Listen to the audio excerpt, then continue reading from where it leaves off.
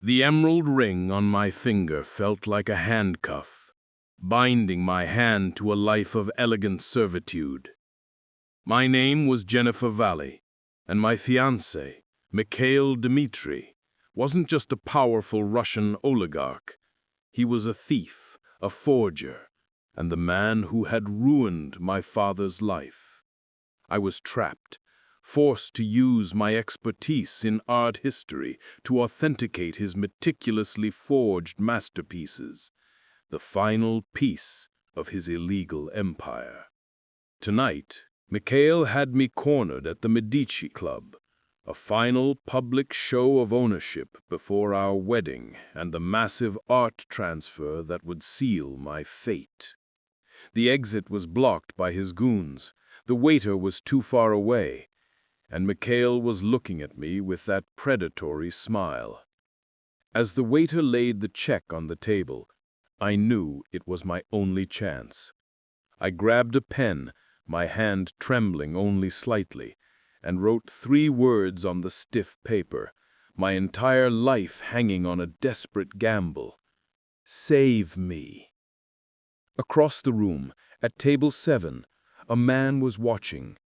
He was Fredick Marrero, a presence of lethal calm, the kind of man whose name whispered through financial circles and shadowed alleyways alike. The Mafia boss. He saw my plea before Mikhail's calculating eyes could. I had written a message of desperation, and it had been answered by the devil himself. 6 months earlier, I was Dr. Jennifer Valli, rising star in European Renaissance art authentication. My father, Marcus Valli, had been chief curator at the Metropolitan Museum until a forged Titian destroyed him. He was blamed, disgraced, stripped of 30 years of work. I knew he was innocent. Someone had framed him, and I would prove it. That's how Mikhail Dmitri trapped me. He appeared at my gallery lecture, all tailored charm and admiration for my expertise. He offered me a consulting position with his private collection, the kind of opportunity that could restore my family's name. The pay was extraordinary. I was so desperate to vindicate my father that I didn't see the cage closing. Within weeks, I was authenticating pieces that made my stomach turn. The brushwork was perfect, but something was wrong. Modern materials, hidden beneath centuries-old varnish. Mikhail's collection was impossible. Half these paintings shouldn't exist outside museum vaults. When I confronted him, his mask slipped. He revealed everything. The forgery ring, the corrupt network, the billions flowing through his operation. Then he showed me fabricated evidence, proving my father had been his partner all along. "You have 2 choices," Mikhail said, his hand possessive on my shoulder. "Authenticate my acquisitions, become my wife, and your father's legacy remains merely tarnished. Or refuse, and I release this evidence. He'll die in prison." The emerald ring appeared on my finger that night. For 6 months, I played the perfect fiancé while searching desperately for escape. Mikhail watched constantly, his men shadowing every movement. My phone was monitored, my friends cut away until I existed only in his orbit. 3 days ago, he brought me something extraordinary. A lost Caravaggio, supposedly discovered in Estonia. The painting was breathtaking. It was also the most sophisticated forgery I'd ever seen. "This is the centerpiece," Mikhail explained. "After our wedding, this sells for 60 million. It establishes legitimacy for the entire collection." He left me alone with it in his vault. That's when I saw the leather portfolio on his desk. The master ledger. My hands shook as I photographed every page. It detailed everything. Which pieces were authentic, which forged, names of complicit dealers and bribed curators. Most damning, the financial trail showing exactly how Mikhail had framed my father. Marcus Valli hadn't been his partner. He'd been preparing to expose a forged piece when Mikhail struck first, planting evidence that destroyed him.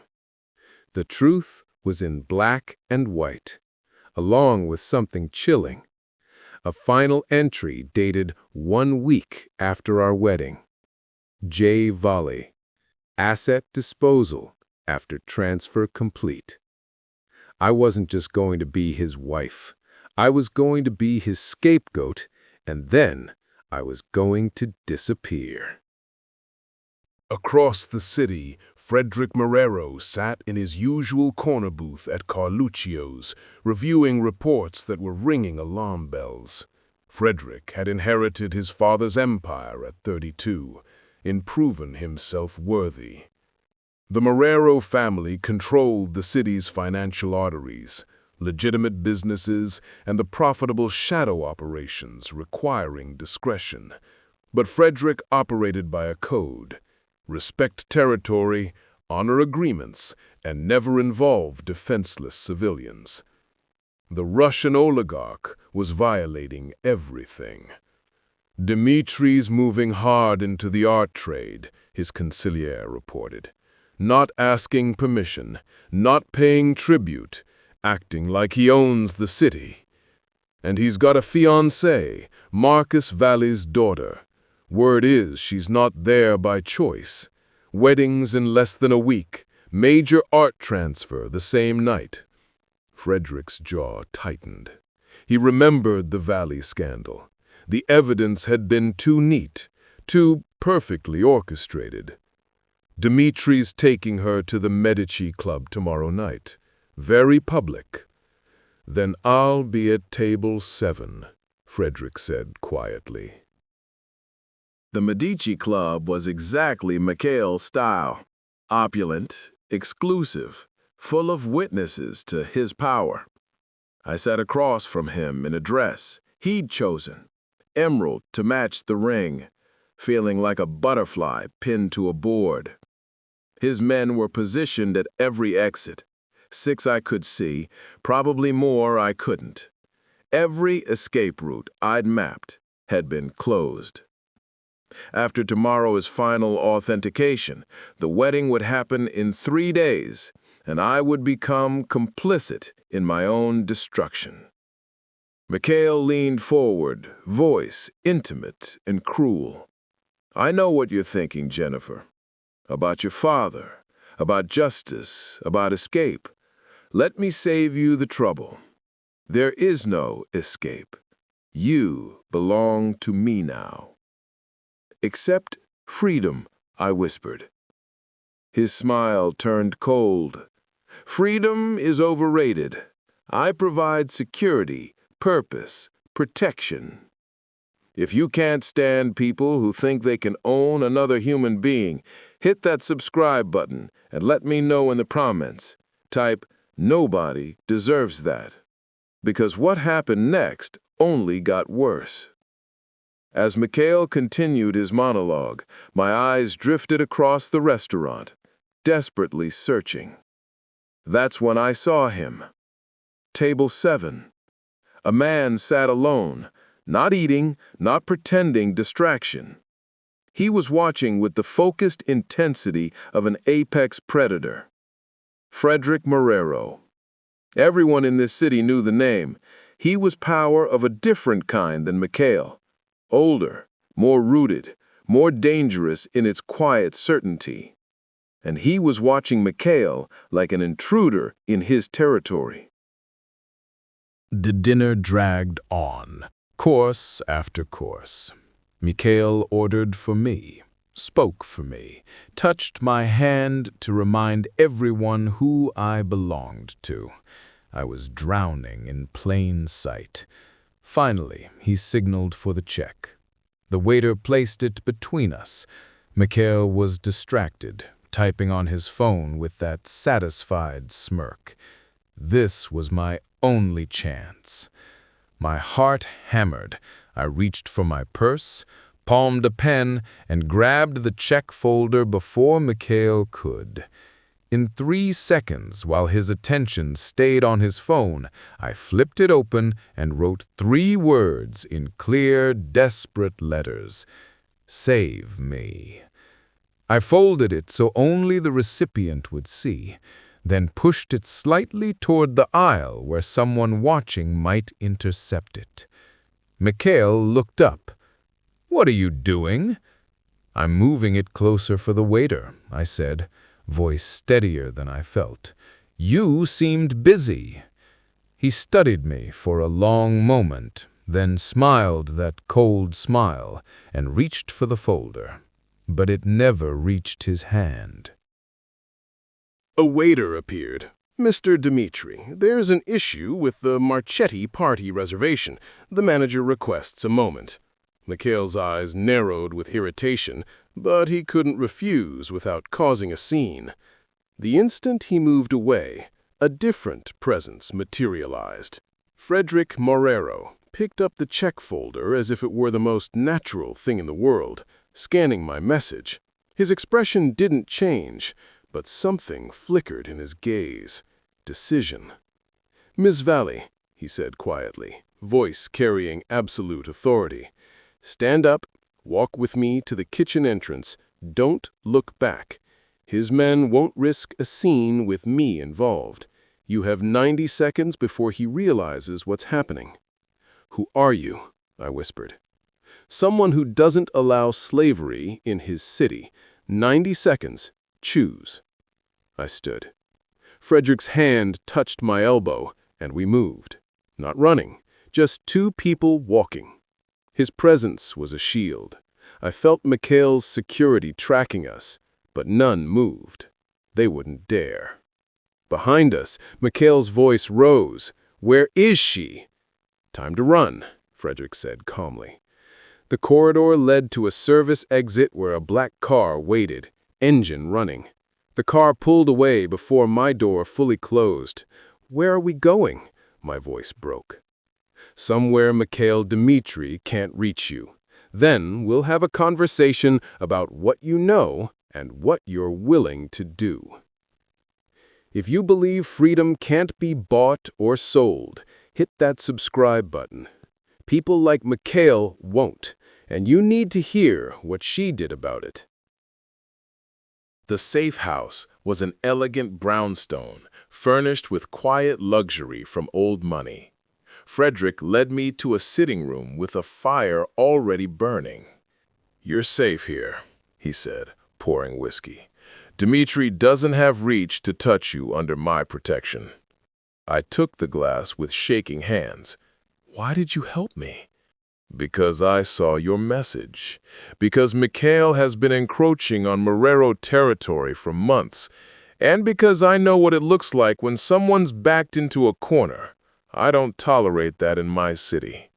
Something in his voice made me believe him. So I told him everything. My father's disgrace, Mikhail's trap, the forgery operation, the master ledger I'd photographed, the plan to frame and dispose of me after the wedding. I showed him the photos. Fredick studied them with intense focus. "This ledger proves your father was innocent." "Yes, but it doesn't matter if I'm dead. Mikhail won't let me live with what I know." "Not anymore." Fredick's voice was absolute. "You're under my protection, which means Mikhail has a bigger problem than one escaped fiancé." He paced with controlled energy. "You give me everything. Access codes, locations, names. I'm going to dismantle his entire operation in one night, not through courts he can buy his way out of, through direct action." "A heist?" I said slowly. A coordinated extraction of evidence and assets. We take his money and fear simultaneously. His forged art gets seized, his real pieces redistributed to rightful owners, evidence delivered to people who can't be bought. By morning, he's ruined. I should have been horrified, but I'd tried legal channels and found nowhere to turn. What do you get? I asked. Mikhail gone from my territory, a message sent to others, and someone with your expertise managing the city's art trade properly. You want me to work for you, partner with you. There's a difference. Partners have choices. I thought of my father dying from disgrace, 6 months as a prisoner, the entry, asset disposal. When do we start? We spent 4 hours planning with military precision. Fredick's team assembled. Vault specialists, transportation coordinator, IT expert, and someone called the Ghost. I provided everything. Mikhail's vault location, triple-locked security, the midnight transfer schedule. The collection would be gathered in one location for the first time. Maximum security during transfer, Vincent noted. 8 to 10 armed men. Which is why we're not hitting the penthouse. We're hitting the transport route. 3 armored vehicles leaving at midnight for a private airfield. We intercept at 11:45, 15 minutes before departure. Extract the cargo, disappear before he responds. What about Jennifer? Dmitri will assume she's involved. That's the point, Fredick said quietly. Jennifer will be at Mikhail's penthouse during the operation, establishing an alibi. I'll be with her. My eyes widened. You want to walk into his home while your people are stealing from him? I want to deliver a message. We'll pay Mikhail a courtesy visit about yesterday's misunderstanding. Very public, very civil. While we sit in his office with witnesses, his operation collapses. By the time he understands, it's too late. The audacity took my breath away. Fredick's smile was cold and certain. He'll try to kill us. But I've been playing this game since Mikhail bought his first forged passport. He's powerful, but not invincible. Not in this city. Not anymore. I studied this Mafia boss, offering partnership, respect, and justice the legal system never provided. My father is dying. 6 months left. I need to clear his name before he goes. Fredick's expression softened. The evidence we're seizing will do exactly that. He reached across the table, hand covering mine. Not possessive like Mikhail's, but steadying. Thank you for trusting me. For being brave enough to write those words when you had every reason to believe no one would come. Something electric and dangerous passed between us. He was a criminal, operating outside every law. But he was also the only person who'd seen me drowning and pulled me to shore. Comment, justice over law, if you're Team Jennifer. The corruption can't win. Now watch what happens when she finally fights back. The next evening, Fredick and I walked into Mikhail Dmitri's penthouse together. Mikhail's face showed barely controlled rage, but he couldn't afford a scene with Fredick Marrero in his home. Jennifer, how unexpected, and Mr. Marrero. Miss Valli wanted to apologize for yesterday's confusion. She was unwell, left abruptly.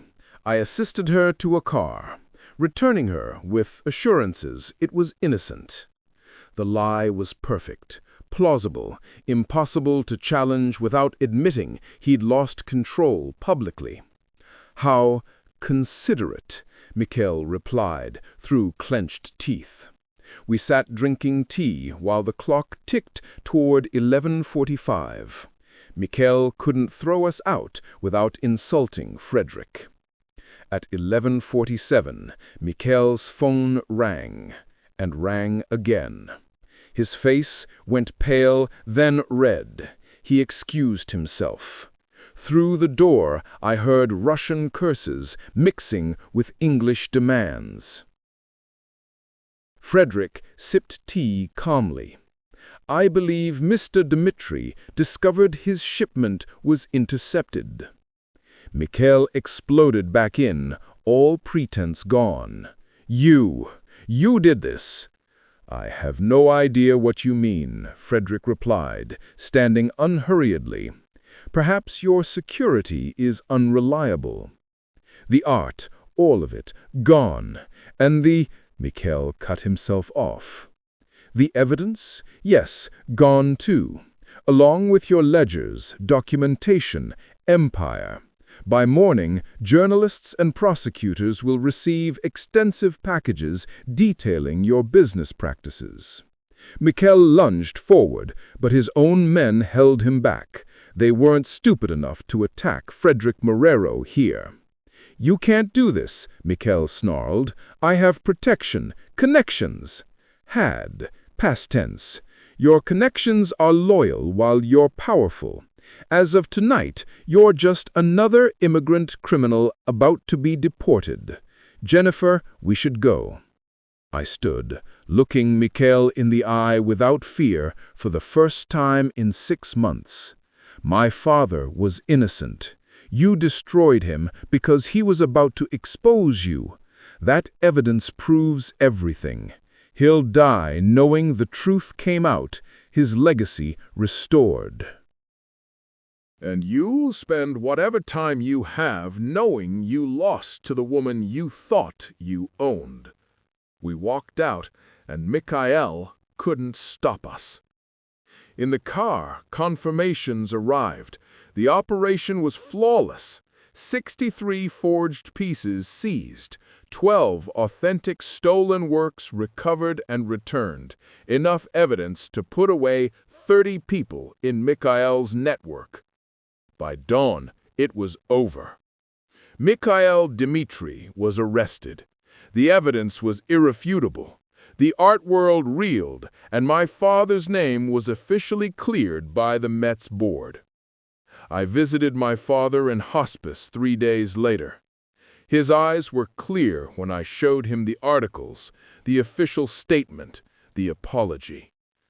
"You did this," he whispered. "We did this. You taught me everything about art, integrity, refusing to compromise. I just found a different way to get justice." He squeezed my hand. "I'm proud of you, Jenny." He died 2 weeks later, peacefully, his reputation restored. 6 months after that night at the Medici Club, I stood in Fredick's office, our office now, reviewing a suspicious Vermeer. "It's a fake," I said, showing him the pigment inconsistencies. "Someone's trying to move it through quietly. Then we'll move it somewhere very public, along with evidence of who created it." This was our partnership. Fredick's network combined with my expertise, ensuring sophisticated crime happened on our terms, protecting innocent people caught in the machinery. We'd also, gradually and cautiously, become something more. Fredick looked up, catching my expression. "What are you thinking?" "That 6 months ago, I wrote 'Save me' on a restaurant check. You did save me, but you gave me something better than rescue. You gave me partnership, purpose, and the power to make sure what happened to my father never happens to anyone else." He stood, crossing to where I stood by the window. and you gave me someone who understands that justice and law aren't always the same thing. Someone who fights for what's right, even when the path isn't clean. Our city still had its shadows, its crimes, its compromises. But now those shadows had guardians who remembered what it felt like to be powerless, and who would never let another desperate plea go unanswered. I'd written 3 words on a check in desperation. Fredick Marrero had answered, and together we'd built something neither of us could have created alone. A partnership forged in fire, tempered by justice, and strong enough to face whatever darkness came next.